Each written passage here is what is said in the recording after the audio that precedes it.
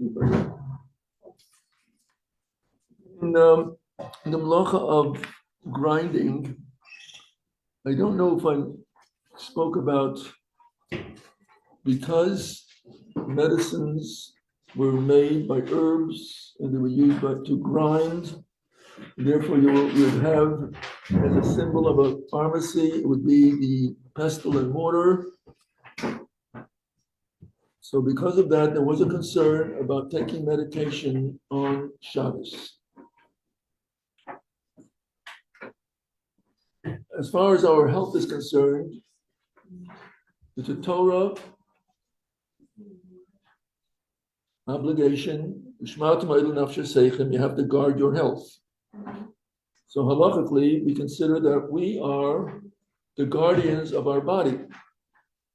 Shulchan Aruch says one could not deliberately cause themselves any pain. We could not do different activities that are harmful to a person. That would be halachically. So as far as taking medicine on Shabbos, so it depends on what state the person is. If a person is that ill that they have to lie down, they cannot sit at the table, that's considered halachically sick, and therefore they would be permitted to take medication. So if you're sick, you're permitted to take medication. This again with the Rabbanan, when they first enacted not to take any medicine on Shabbos, it was for someone who has discomfort but is able to function. So in that case, one would not take any medicines. As far as vitamins are concerned, one would have to consult with their halachic authority. As far as vitamin, generally the rule is no vitamins. On Shabbos, you wait either before Shabbos or after Shabbos to take vitamins. But if there is a special condition, a special situation, one would consult with a halachic authority, with a rabbi, to know what their status is. If someone does have an illness that is coming up, someone has a migraine, and they know what to do to avoid this migraine, they do not have to wait until the migraine comes, and then they have to get into bed and then take the medicine. They could do preventive. If they know that this is bringing on a migraine, they could take the medicines on Shabbos before the migraine begins, if they know this is the situation that is coming up. If someone has a time to take, for instance, antibiotics, so you have to take it for 10 days. Among the 10 days is also Shabbos. So then, since that is something that has an illness, that's why one was prescribed the antibiotic, so then one would take it. If one has acne, some people take antibiotics for that, they would have to consult with the halachic authority. Does that go into consideration that they should be taking the antibiotics for the acne or not? That would be a situation that one would consult with a rabbi. So that is the general outline for the medicines and health. So if someone just has discomfort, should they take aspirin, Advil, or these type of things?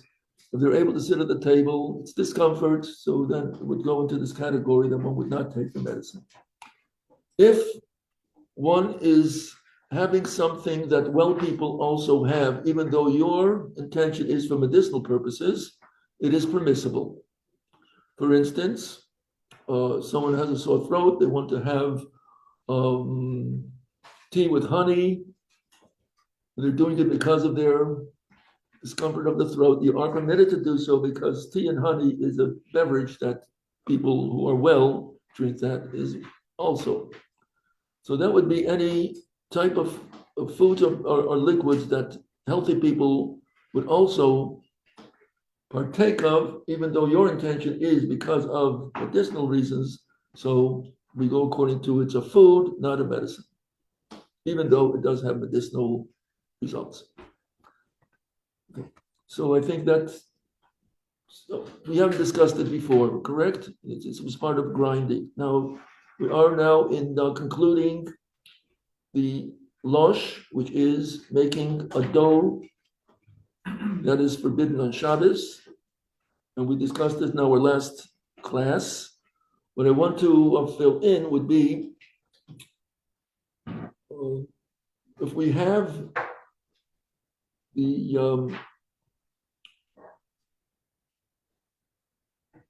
an egg salad, a potato salad, liver, can we add a binder to it? For instance, someone wants to add oil to the egg salad, potato salad, or liver. Can you add mayonnaise to your egg salad, potato salad, and liver on Shabbos? Can we do this? No, what we're having is, the result is going to be a mass-like substance. It's going to bind like this. You have the egg, the fine egg, the eggs that are made very fine. We aren't allowed to do that on Shabbos, correct? Because it does not come from the ground. You're allowed to chop up an egg as much as you want. The same thing you could take also with the liver. Liver also does not come from the ground. You can chop up the liver as fine as you want. But if we're going to add mayonnaise to it, it's going to bind together the particles of the eggs, the particles of the liver, particles of the potato. Could we chop up the potatoes very fine? That comes from the ground. That would go into the category of grinding. If it's a firm potato. So can we add a binder on Shabbos? And the answer is, if it looks like one mass, the answer is no. You make it before Shabbos. So if we do want to make an egg salad on Shabbos, and we do want to make a potato salad on Shabbos, we do want to make the liver on Shabbos, and we want to add the binder to it, what could we do? What would be the permissible way to do it? Let the eggs be big. That's correct. As with the reason, we said, what the problem is that it becomes one mass. It becomes dough-like. In this case, it's not dough-like because you can see the pieces. So if you're making bigger pieces, so if you can see that it's potatoes, you can see it's eggs, you can see it's liver. So in that case, it is permissible because it's not making it into a dough-like substance. Adding 2 liquids would be fine. Mayonnaise and ketchup is fine. You can do that on Shabbos. If you want to make a dressing, a horseradish with some other ingredient, it would also be fine because you're not making new masses. It has already been there from beforehand. You're just combining it together. So that would be fine. Okay. We spoke about last week that you could have the dry cereals, that it does not become a mass, cornflakes, all the other types of Rice Krispies, all the other types of dry cereals. Adding it with milk does not make it into a mass, does not make it into a dough-like substance. So you could enjoy that if you wish. Mm-hmm.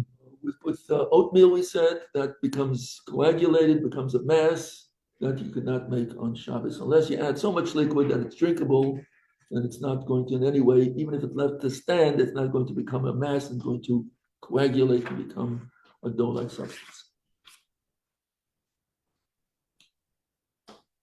We come now to baking.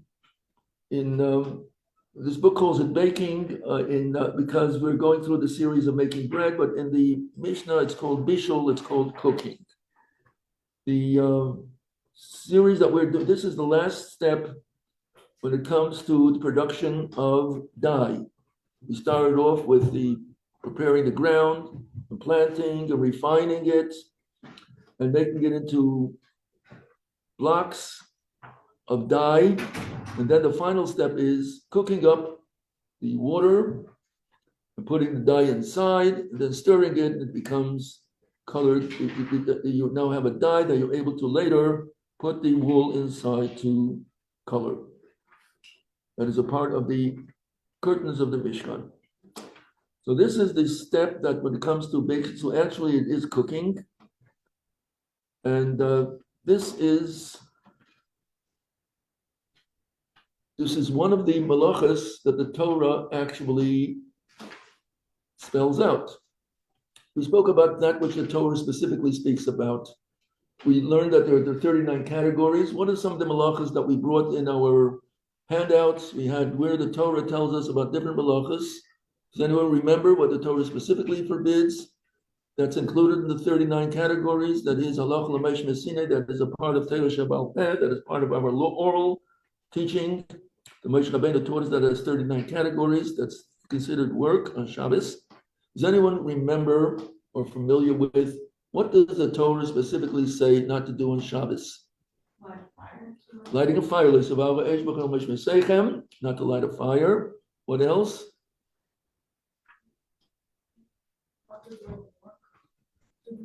I don't know, but when I'm speaking of a specific category that the Torah said, we said not making a fire is specifically in the Torah. What else is specifically in the Torah?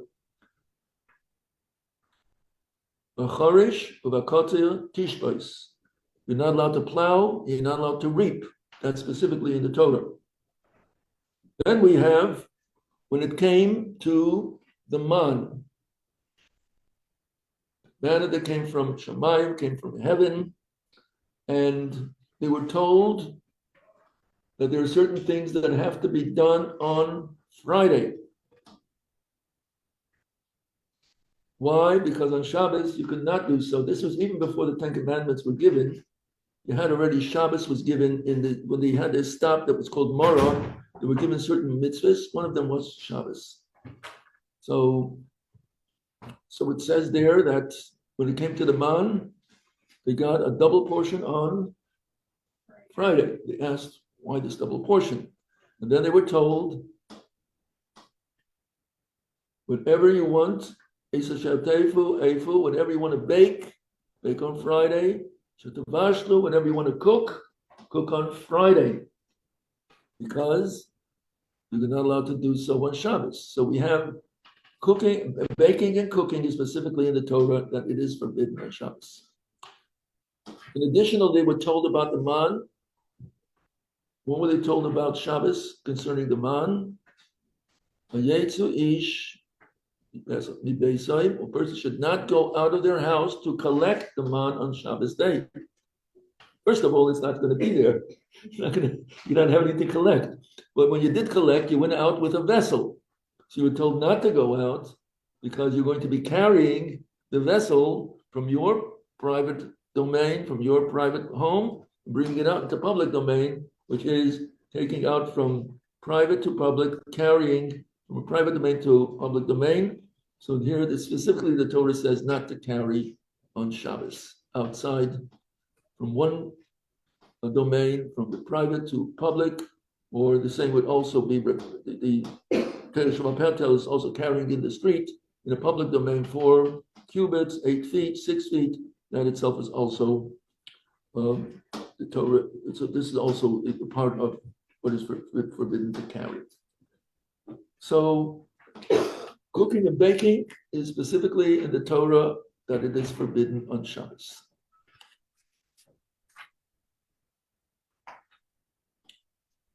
Now we have different processes that halachically is going to make a difference as far as Shabbos is concerned. So let's first identify different ways of preparing food or that which is forbidden on Shabbos. So what are some of the ways? What we're going to do is going to using heat to prepare a food, and what would that include? What can you not change through heat as far as food is concerned? Liquids. So all liquids, changing the state of liquid from cold, making it to boil it up, to heat it up, or not even before heating. It's yatziledes. The hand will retract. And we have, we'll give out next time, we will give out a list of how different degrees we have for what's considered lukewarm, average bath water, hot bath water, hot tap water, a hot cup of coffee, a hot glass of tea, and a hot bowl of chicken soup, how much each one, how high of a degree it goes. We will have our thermometer, cooking thermometer.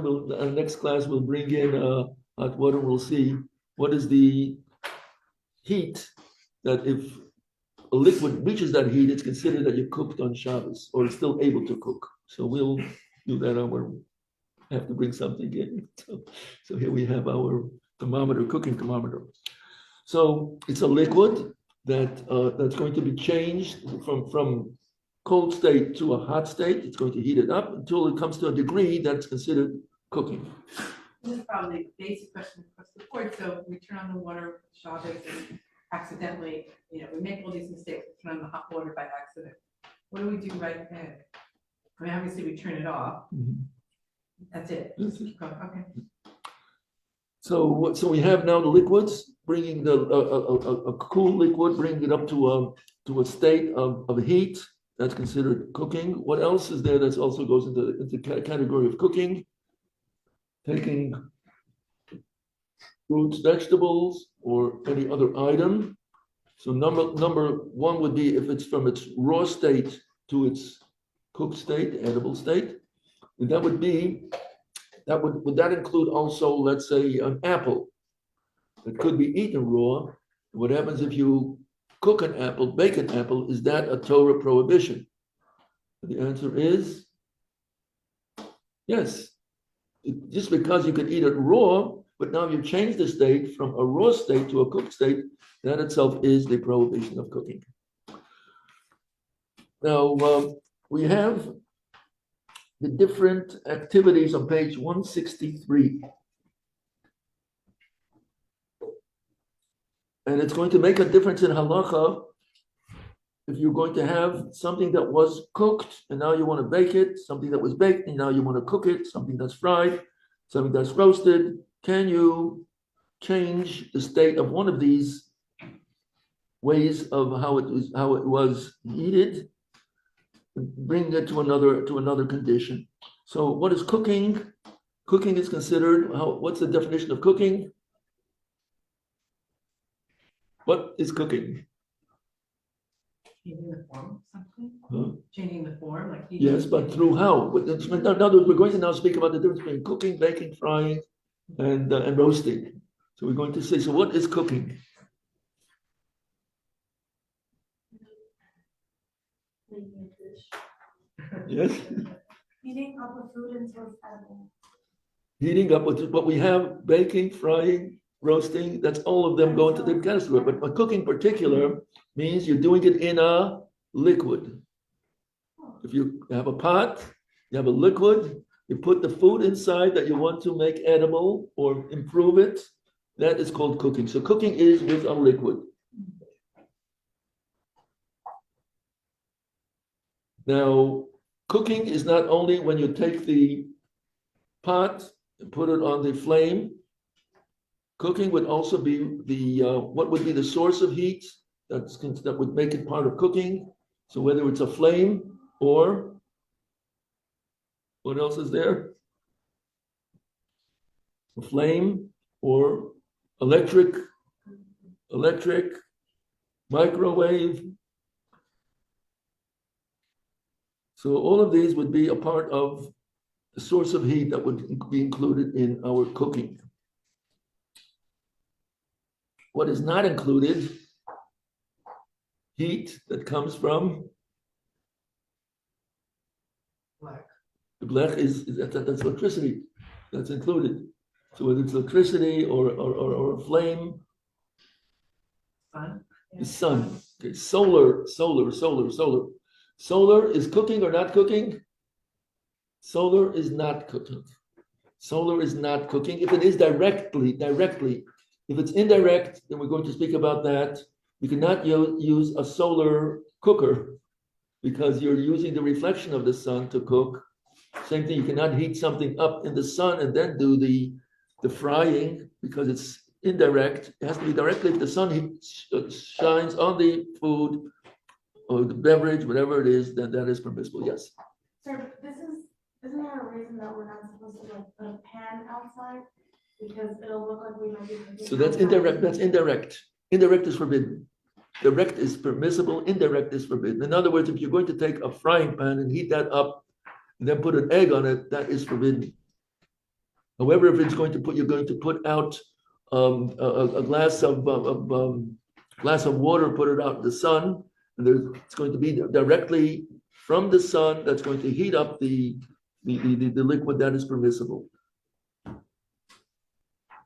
So we have the now cooking also includes, what are other ways? Cooking is not only when you're initially putting the food into the water, in the liquid, and that's why I'm using the word liquid, that if you deep fry, what category is that called? Frying or cooking? Deep frying it. We have a lot of oil. You're making the donuts. Is that called frying or cooking? That's cooking because it's so much liquid. That is considered cooking, and it's going to make also a difference when we speak about the croutons. What the croutons that you put into the soup. So they are the ones that are deep fried have their own category that it is cooked. And it's going to make a difference when we're going to discuss something was reheated again. If it's dry, we're going to speak about that. But I just want to get the principle that if something is halachically deep fried, we consider that as cooked.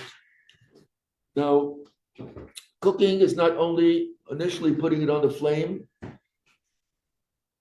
If you're going to make the item to cook quicker, accelerating the cooking process is also considered cooking. So it's not only initially putting something on the flame, anything that accelerates the cooking is also cooking, forbidden on Shabbos biblically. What would be some of the things that one would do during the weekdays to accelerate the cooking process? Number one, what some of the things? Turn up the heat. Put up the heat. So on Shabbos, increasing the heat or putting up the electric. So this is increasing the heat and putting up the electric. That goes in its own category of making a fire and increasing the fire. But right now, as far as cooking is concerned, how would we increase the heat by not touching the flame? How could we still do that? And it's considered that we are increasing the heat. So if you have a blech, the word blech is Yiddish, and blech means a metal sheet. So we're going to use that as an example. You take the metal sheet and you put it, I'm not speaking now about the warmer, the hot plate. I'm speaking now about an open flame. You have a blech, you have a metal sheet over it, and that covers the flame. We're going to speak about the significance of this as we go along in our class, but how would we increase the heat by a pot of food that's on the blech, but there is a source of, there's a fire? How would we increase the heat? Any thought? I'm sorry, We have a food. We have a pot of food on the blech on our metal sheet. The metal sheet is on the stove top. How could we accelerate the cooking process with having this pot on the, just moving it closer to the fire? Moving it closer to the fire, the heat is going to increase as far as the cooking process is concerned. So something that is not cooked and moving it closer to the fire on Shabbos is considered cooking. Even though it was on before Shabbos, you put it on Friday, but since it's not cooked and now you're accelerating the cooking process, so that itself is called cooking. It's a total prohibition to move on food that is not fully cooked, moving it closer to a source of fire, increasing the heat, accelerating the cooking process. That is called cooking. What else would one do if one wants to, in the weekdays, accelerate the cooking process? What else would one do? So it's moving it closer to fire or making the fire higher. Can't be done on Shabbos. What else is there? A lid.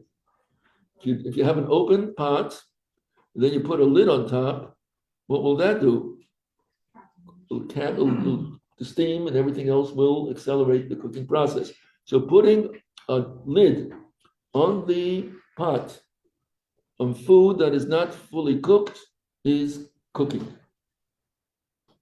So if someone wants to if one has the lid on already, can you lift it up to see what's happening inside? You have your cholent and it's bubbling mightily and you want to check up on it. Can you lift up the lid? Is there any problem lifting up the lid? Not lifting it. Lifting it up, there's no problem because you're not making it cook quicker. It's going to cook slower. The question is putting it back. Taking it off, there's no issue. The same thing would be if you have food that is not fully cooked and you're moving it away from the flame. So you're not cooking, you're uncooking. So that is permissible. Decreasing the heat is permissible. Increasing the heat is forbidden. So therefore, if you took the lid off, then it's off. You did not do there's no transgression. The question is, could you put it back? So then the answer is, it matters the state of the food. If it's fully cooked, then it's not cooking, it's already fully cooked, and that you're allowed to move closer to the fire, you're allowed to put the lid on it. Because it's fully cooked, you're not doing anything to the cooking process. What else? So we know that on Shabbos, moving the food closer to the fire that's not fully cooked is forbidden, is cooking. Putting a lid on something that is not fully cooked is cooking, that's on the fire. What else is there that accelerates the cooking process that you cannot do on Shabbos? What else is there? So we have the closer to the source of heat, putting on a lid. There's also stirring. So when you stir something, it also accelerates the cooking process. So stirring something that is not fully cooked, that is called cooking.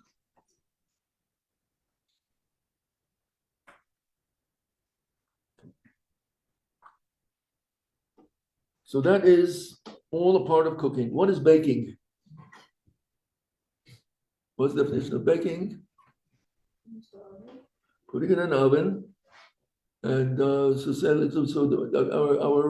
example would be, you're baking a cake, baking chicken. All of this is we're having the source of heat where the water is not the primary thing that's cooking it. It's the source of heat itself. You also have something that's called a wonder pot. That was, does anyone hear of that wonder pot? A wonder pot is something that they made for baking on top of a stovetop. It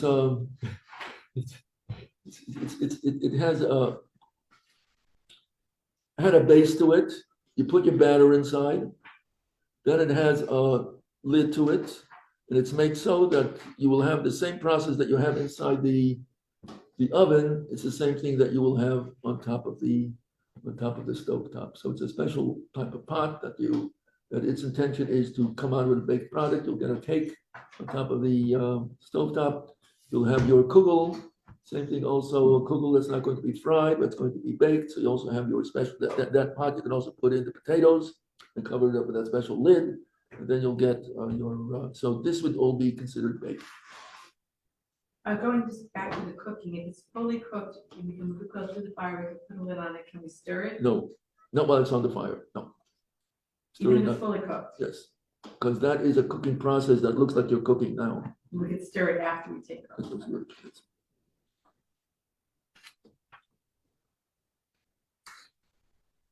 So what is roasting? Then we have frying. What is frying? Definition of frying. So frying would be with a small amount of oil. If it's deep fried, so then it's like cooking. If it's a small amount of oil, so that is called frying. If it's only, let's say if you put it in the oven and you just smear the pan with oil so it shouldn't stick, that's not called frying. That's still called baking. But if you actually have the amount of oil that's going to fry in the oil, that's called frying. It's not called cooking. Small amount of oil. It's not immersed in the oil. So this is called frying. Then we have roasting. Roasting is by an open flame. That's going to make the food edible. Page 164. So it does not only apply to food, it also applies to other materials. Smelting metal, heating up metal until it drives out the carbon or sulfur. I don't know what that is. A melting wax or tar, that goes into this category, using the heat to change the state of the item that you're using. Hardening something with fire. So even though it does not become soft, it becomes hard. So this would be earthenware. You put them in the kiln until it becomes pottery. So these are all Torah prohibitions. I see hardening something with fire. Just a cute episode. There was a cook in the yeshiva that always made hard-boiled eggs for breakfast. The students asked, "We'd like some soft-boiled once in a time." She says, "Okay, tomorrow you're going to get soft-boiled eggs." Next day, all are looking for the soft-boiled eggs, and guess what? It's hard. They asked the cook, "You said you would make soft-boiled eggs." He said, "I don't understand. I got up an hour earlier, and I put them in the pot for an extra hour to cook. Thought they would come out soft." So hardening something with a fire, so even though it doesn't make it soft, it's still called cooking. So all of these are Torah prohibitions. The rabbinic prohibition would be cooking something that was heated by the sun, such as hot sand, which was heated by the heat of the sun. And since it's secondary, it might be confused. And one might think it's permissible to do that over heated from a flame. So this goes into solar cooking. So if you were to take a frying pan and put it out in the sun until it become fully heated, and you would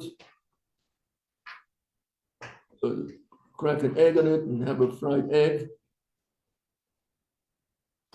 could you tell the difference if you did the same with taking a frying pan and heating it up on a flame on the So if you put a pan outside and you can heat it up, you can't then put an egg on it. That's good. You cannot do the same thing would also be with the solar heaters. Solar heaters reflect they heat up through the sun and then they reflect inside. So that would be like an oven. So you cannot use that on Shabbos. But you could do only directly in the sun. You could do that to warm something up. You could put it out in the sun. You could warm it up directly. It's not going to be. In other words, I would say you would have to use a styrofoam where it's not going to be heated up. If it's that hot outside, if you're going to put it on the surface is boiling hot, then you would be cooking it also through the vessel itself. So if you put it on styrofoam, it's only whatever surface it is not going to affect whatever's put on top of it. It's only going to be the solar directly. Yes. I mean, there's also more than that. Isn't it like you're supposed to not keep a pan out in the first place? Because no one's supposed to look and think that you're. Okay, so you have malas ayin, something that people might come to a wrong conclusion. So that would go into that category.